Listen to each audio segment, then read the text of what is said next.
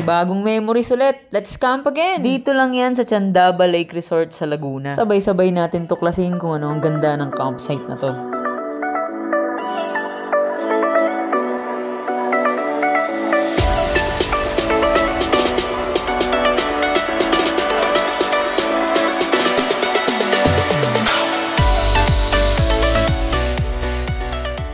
Dito nga sa Chandaba Lake Resort ay nag-o-offer sila ng tent pitching, car camping, and moto camping. Meron din silang ino-offer na accommodation dito. Meron silang concrete cottages, tiny cabins, nipa huts, floating cottage, at meron din silang pinauupahan ng mga tent kung sakasakaling wala kayong dalang tent. At dahil nga sa napakaluwag ng lugar na to, syempre napagdesisyon na namin na maglibot-libot muna at tumingin-tingin kung saan kami ba dapat mag-tent pitching. Maganda naman dun sa area ng car camping, pero mas gusto kasi namin yung mas bungad kami o mas malapit kami dun sa mismong lake. Yung pagbangon mo, tatalon ka na lang dun sa lake.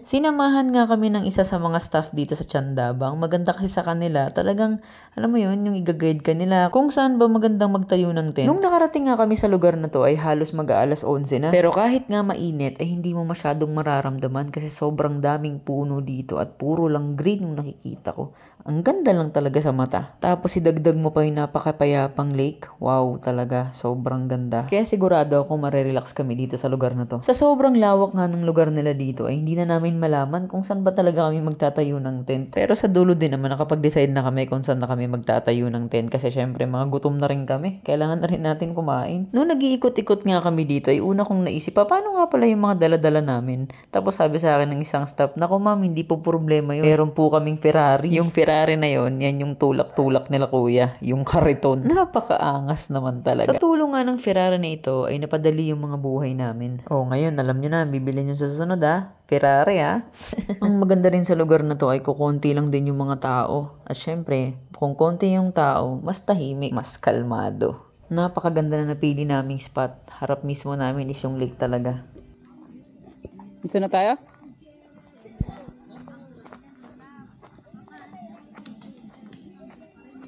Lilipat na lang. Dito na.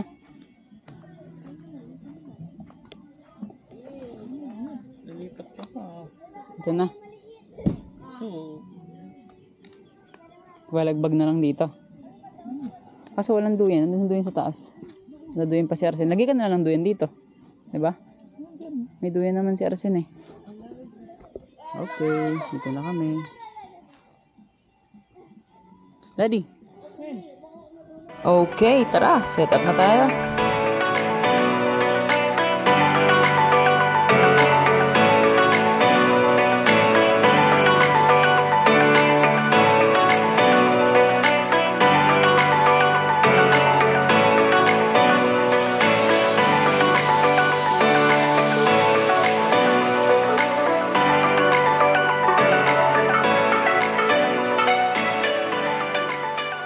After eating, let's go swimming. Feeling good, every day and every night. Life is a journey full of spices, gotta savor every slice. I have surprises on the corner, I can't predict, I can't pretend. Just have to make them yours and tell directly. Ayan, at may tumawid na nga doon sa kabilang isla. Kala mo talaga napakagaling lumangoy. Tapos nung bumalik siya, ang sakit ng tiyan ko, ang sakit ng likod ko. O, diba? Talagang nag-i-enjoy siya. Enjoy na enjoy. O, diba? O. Sana kaya yun. O, sana. Nagmamadali nang siyang bumalik kasi nga paulan na. Wala naman kasing nag-utos sa kanyang pumunta dyan. Sadya talagang, alam mo yun, gustong-gusto niyang ng mga ganyang trabaho. Yung magpainis sa akin. First time kong makalangoy dito sa ganito, yung sa lake. Yung ilalim pala nito ay talagang putik no? Pero para siyang clay. Ang ganda nga talaga ng lugar na to. Tingnan mo naman, no? At kaming tatlo nga lang talagang naliligo dito. Makulimlim na nga at sobrang lumakas na rin yung hangin kaya talagang paulan na. Ganito lang yung setup namin nung gabi na. Napakatahimik at napakakalmado lang ng lugar na to. Yung mag-ama ko nga ay dahil siguro napagod sa paglalangoy, ayun, tulog na. Paminsan-minsan nga ay biglang umuulan. Maririnig mo na lang dito yung mga huni ng ibon, yung mga huni ng mga kung ano-anong mga hayop. Alam mo yun, yung parang nasa probinsya ka lang.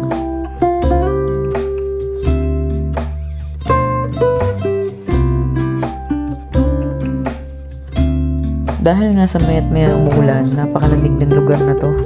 Dumagdag pa yung maraming puno at syempre itong dinosaur. Ang ginagawa ng dinosaur dito.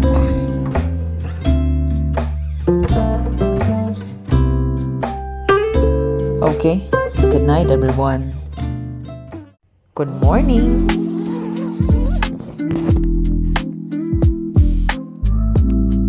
Kaganda naman ng umaga. Sisilayan mo, ganyan kagandang lake, oh. Tapos yung sunrise pa. Ay, thank you Lord. Uy, gising na yung little Giovanni natin, oh.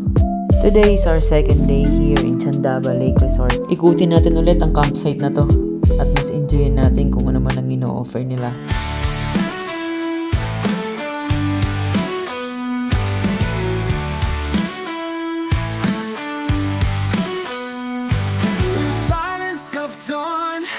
I feel your presence, Lord. Oh, every ray of sun that rises reflects your immense love. Oh, with a heart full of gratitude, I bow down before you.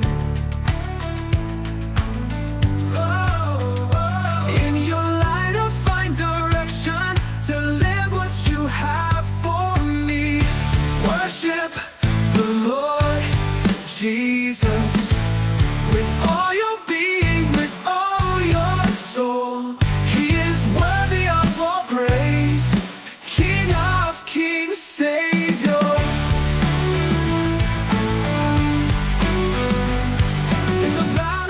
Thank you, O Lord Jesus Christ, for this day. Thank you, Lord, sa araw-araw na binigay na buhay niyo sa amin.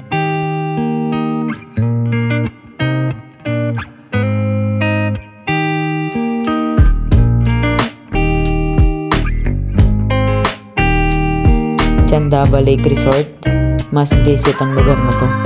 Thank you!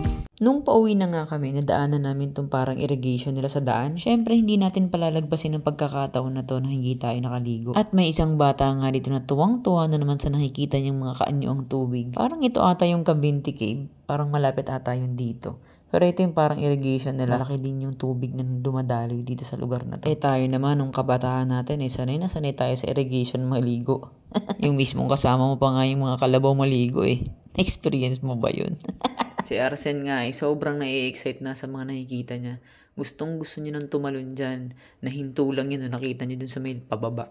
Parang nakita niya ata parang sobrang taas. Ayun, natakot. Sobrang lamig ng tubig dito. Naalala ko lang nung kabataan ko, may ganito rin sa amin. Pero hindi naman ganito kalaki.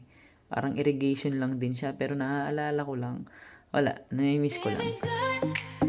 Feeling good.